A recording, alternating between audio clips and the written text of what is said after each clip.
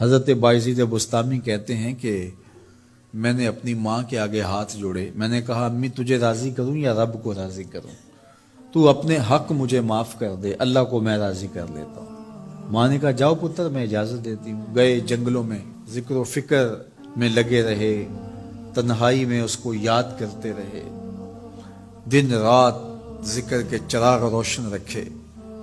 12 سال گزر گئے حق کی تلاش میں۔ ایک دن واپس بستام کے قریب سے گزر رہے تھے، خیال آیا چلتے چلتے ماں کو سلام کر جاؤں۔ دروازے کو دستک دینے لگے تو اس خیال نے ہاتھ روک لیا کہ ساری زندگی ماں کو سکھ تو دیا کوئی نہیں، اب دکھ بھی کیوں دینے لگے ہو؟ رات کا ایک پہر بیت گیا ہے، سردیوں کی لمبی رات ہے، ماں بستر میں لیٹی ہوگی، تیرے لیے اٹھے گی، دروازہ کھولے گی۔ دروازے کے ساتھ ہی لگ کے بیٹھ گئے اور ساری رات کاٹ دی، اس خیال سے کہ ماں کو تکلیف نہ ہو۔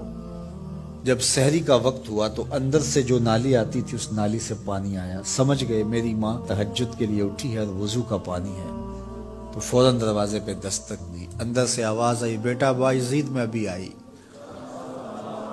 مائیں بیٹوں کے دستک کے انداز سے جان لیتی ہیں یہ کس بیٹے کے ہاتھوں کا لمس ہے۔ 12 سال کے بعد آئے، دستک دی، کہا بیٹا بایزید میں ابھی آئی۔ ماں کی تو نگاہیں ہی دروازے پہ رہتی ہیں۔ اللہ اکبر۔ کہتے ہیں کہ ماں نے دروازہ کھولا، 12 سال جنگلوں کی خاک چھانتے بیت گئی تھی، پراگندہ صورت، بکھرے ہوئے بال، پھٹے ہوئے کپڑے۔ میری ماں کی جب نگاہ میرے پہ پڑی تو اس کی چشمان سے موٹے موٹے آنسو ٹپکنے لگے، اور اس نے ایسے ہاتھ پھیلا کے کہا مالک میرا بیٹا بایزید تیری طلب میں نکلا تھا، تو نے ابھی تک اسے اپنا قرب نہیں دیا۔ حضرت بایزید بستامی کہتے ہیں 12 سال کی ریاستوں سے جو کچھ نہیں ملا تھا ماں کے اٹھے ہوئے ہاتھوں سے مل گیا۔ میں نے کہا مالک میں تجھے کہاں ڈھونڈ رہا ہوں، تو کہاں موجود ہے؟ تو ماں باپ کی رضا اللہ کی رضا کا دروازہ کھولتی ہے۔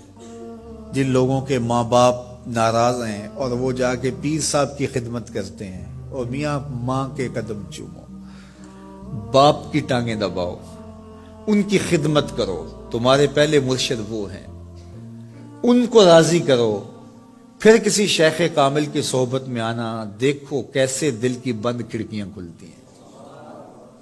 ایک مرشد تو ناراض کر آئے اور دوسرے مرشد سے تمہیں کیا ملے گا؟ تو راستہ یہیں سے کھلے گا۔ والدین کو کبھی ناراض نہ کرو، والدین کو کبھی دکھ نہ دو، والدین کو کبھی تکلیف نہ پہنچاؤ، اور والدین کو بھی چاہیے کہ اپنی اولاد کو اپنا نافرمان نہ بنائے۔ ایک بزرگ فرماتے ہیں کہ مجھے برابر 30 سال ہو گئے ہیں کہ میں اپنی اولاد کو کوئی حکم ہی نہیں دیا، کوئی حکم نہیں دیا۔ کوئی چیز مجھے چاہیے بھی ہوتی ہے تو میں بصیغہ امر نہیں کہتا، بلکہ ایسے ہی بات کر رہی ہوں۔ پانی چاہیے تو یہ نہیں کہتا بیٹا پانی لے کر آؤ، میں ویسے کہتا ہوں پیاس لگی ہوئی ہے، تو اگر وہ سمجھ جائے اور وہ خود لے آئے تو اچھی بات ہے، لیکن اگر وہ نہ لائے تو میں نے اس کو حکم ہی نہیں دیا، امر ہی نہیں کیا، تو اس امر کی مخالفت ہی لازم نہیں آئے گی۔ تو کہا 30 سال برابر گزر گئے ہیں، میں نے اپنی اولاد کو حکم نہیں دیا کہ کہیں وہ میری نافرمان نہ ہو جائے، چونکہ اگر وہ نافرمان ہو گئی پلے کچھ نہیں رہے گا۔ جو اولاد ماں باپ کی نافرمان ہوتی ہے وہ ہوا میں بھی اڑیں، وہ چرخ پہ بھی جھولیں، وہ زمین پہ گرنے والی ہوتی ہیں، کبھی کامیاب نہیں ہو سکتی وہ اولادیں جو ماں باپ کی گستاخ، بے ادب اور نافرمان ہوتی ہیں۔ وہی اولادیں سرخرو، کامیاب اور کامگار اور بامراد ہوتی ہیں جو ماں باپ کی خدمت کرتی ہیں، ماں باپ کی دعائیں لیتی ہیں۔ وہ ایک بچہ ماں باپ کے پاؤں دبا رہا تھا، تو ایک بچہ ایک بر اعظم میں، دوسرا دوسرے بر اعظم میں، تیسرا تیسرے بر اعظم میں بڑے بڑے کاروبار کر رہا تھا۔